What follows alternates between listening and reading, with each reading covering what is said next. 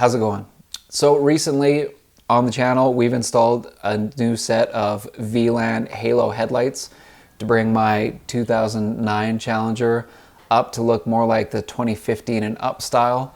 It's not only does it have the Halo headlights, but it also has the removable center cap, so I can use my driver's side to tap into the airbox, which is cool. Another cool reason that I wanted to do this headlight upgrade was because I could install light up inlet tubes, kind of like you see on the newer Hellcat and Demons. Now there is a couple companies that do make these tubes that you can install in your car.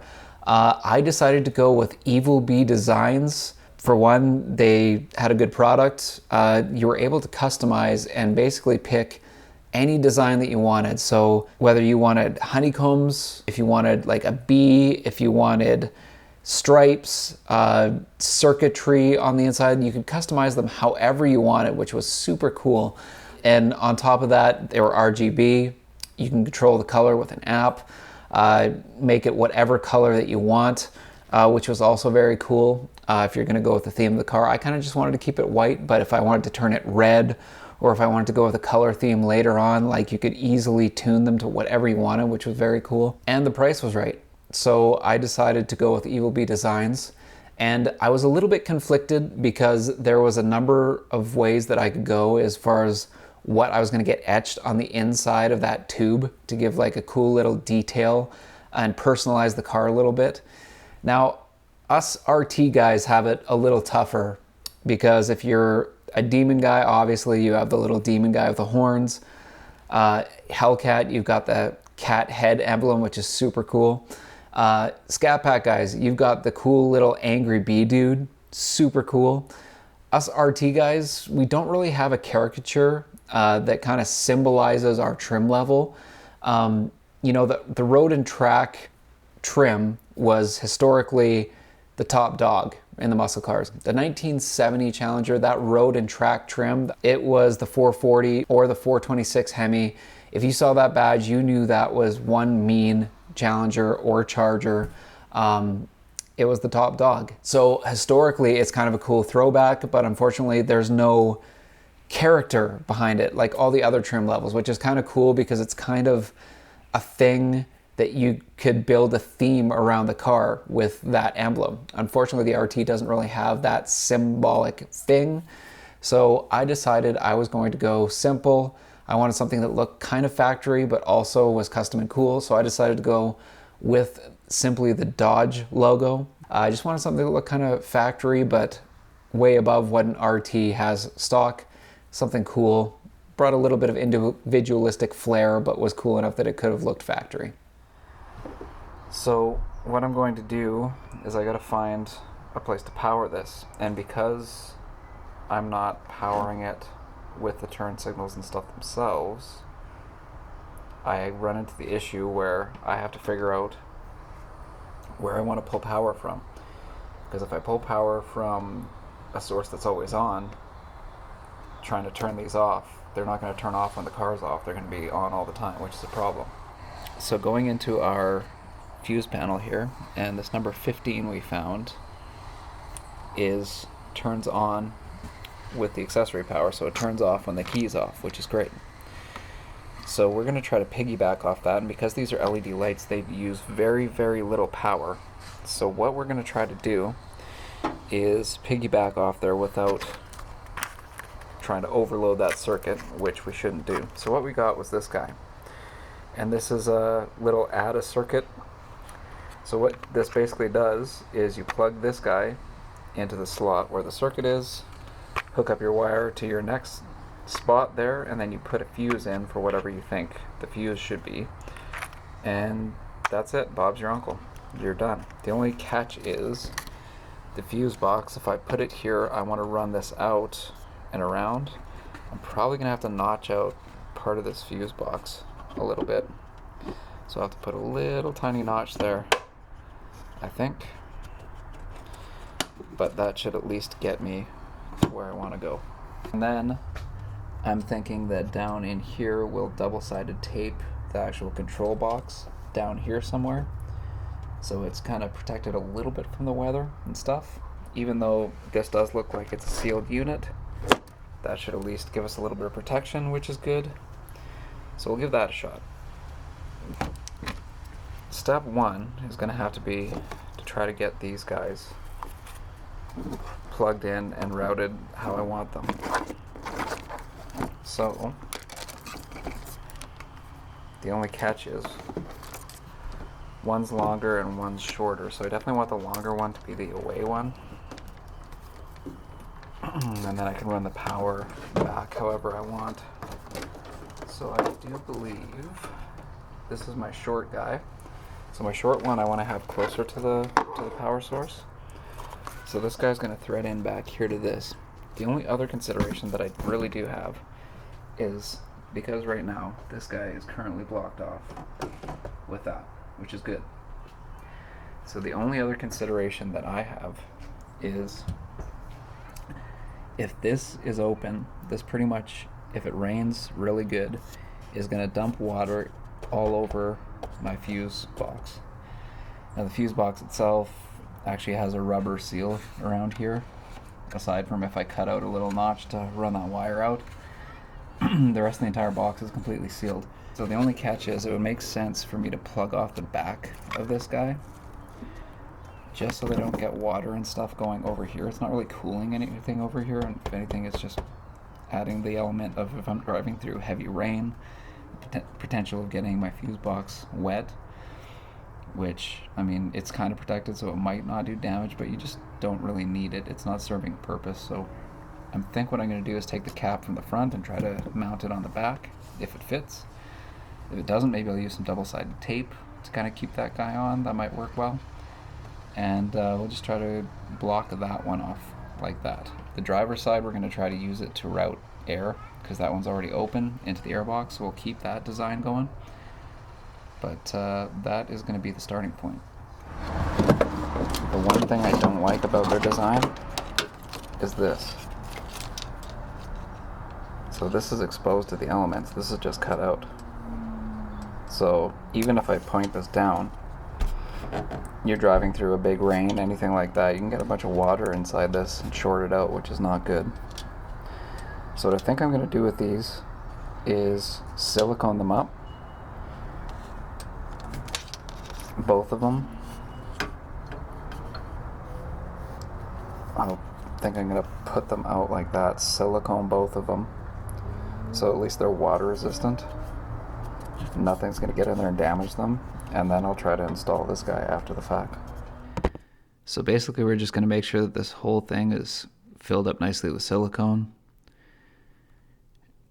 Just going to fill it up and then smooth it out with my finger to make sure it gets in all the nooks and crannies and provides 100% seal. And as you can see here, gaps are filled in, and this should keep the weather out and keep those electronics safe from any kind of rain or dust. Okay, so first things first, I'm going to try a grinder width and just go just up past here. I just needed to get past this little ridge here, and then that'll come out on top of here, and I can run that wire right out, and that way I can open and close the box without affecting the wire. It should work out okay, but I gotta do this carefully because I want this to be like factory.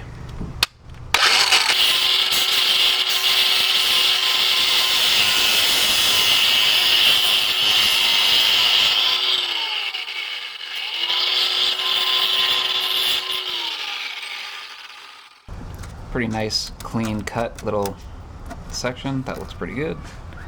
Pretty smooth, not so bad. Might just take a file and get rid of just like some of that, but that's pretty perfect. So when I close that, I'll just have that wire come out of there. That looks pretty clean, pretty professional. I think that'll do. And then step two, we're gonna pull out this fuse and we're gonna put in our connector, put a new fuse on top of that, and then run our wire out here. We'll pull that guy out. There, we'll put this guy in right there. I guess the only catch is we gotta figure out what we're gonna put in there. Cool. Put this guy in like that. Okay, so now that we've gotten the air box out of the way, let's try to fit this. The nice thing is at least we've got that nice and sealed with our silicone, so that's not going to be wrecked. Okay, so our tube is right up here. Alright, so we'll try with a rubber mallet just to gently try to tap this guy in. There. Yep. That's good.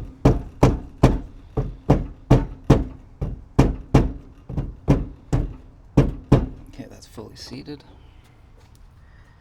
And then let's take a look. It looks pretty good.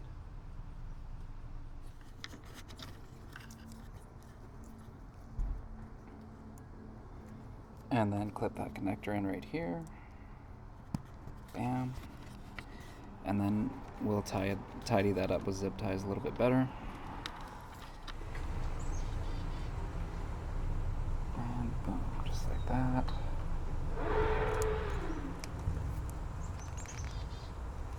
Clamp that guy like so. Perfect. So I got some 3M double-sided tape, which I use for some auto body stuff, so I know it's great.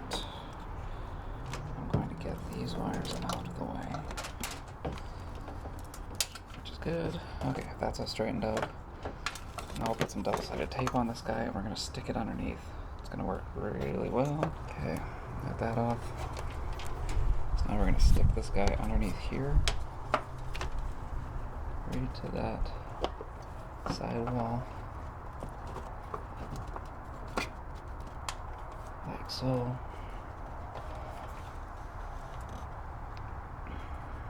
I think the best course of action for me for this, is I'm going to put this little connector on. That way this is solid and this has a better connection and I don't have to worry about this wire bending back and forth and then getting wrecked. So this will just give us a nice little ground. So I'll put this guy in here. Make sure that's nice and good. And I'll put this guy like so. In a good spot, and then we'll cramp the heck out of it with wire strippers, and bam. So, there. Now that's got a good connection. I don't have to worry so much about that breaking.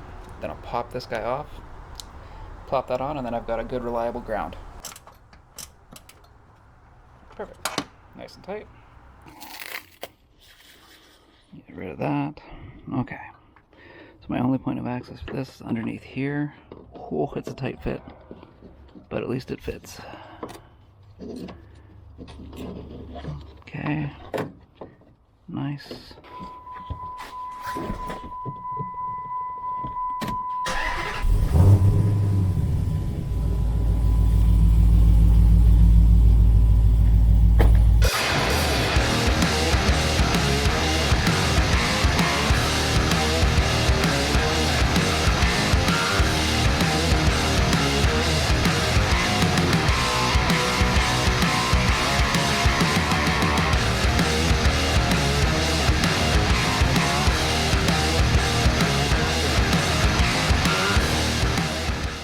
And there we have it. I think these turned out excellent. I'm super, super excited with the look of these. I think for the most part, I'm just gonna keep them white. I think it suits my car and my build, and I think it just looks killer. But it's such a nice touch to add to the car. Like I said, I'm gonna try to keep that passenger side plugged up to keep the weather away from the fuse box. But honestly, I'm super, super excited for this. And now that I've got the tubes in, now I'm gonna look at getting the tube, the lower Hellcat airbox tube that I can try to cut into that airbox so I get another source of air that's going directly into the airbox. So that will be next, I think, on the agenda now that I've got the light up tubes how I want them. But yeah, thanks a lot for sticking around and checking that out, guys. Hopefully that helped you out if you're looking at doing something similar to your setup. And of course, as always, if you have any questions, feel free to find me on Instagram and send me a DM, or if you'd like, just fire a comment down below and I'll help you guys however I can. But yeah, all in all, pretty easy to install. Was able to accomplish it pretty quickly within a couple hours, and that was it. So anyways, guys, I hope that helped. Thanks for checking it out, and we'll catch you on the next one. Cheers.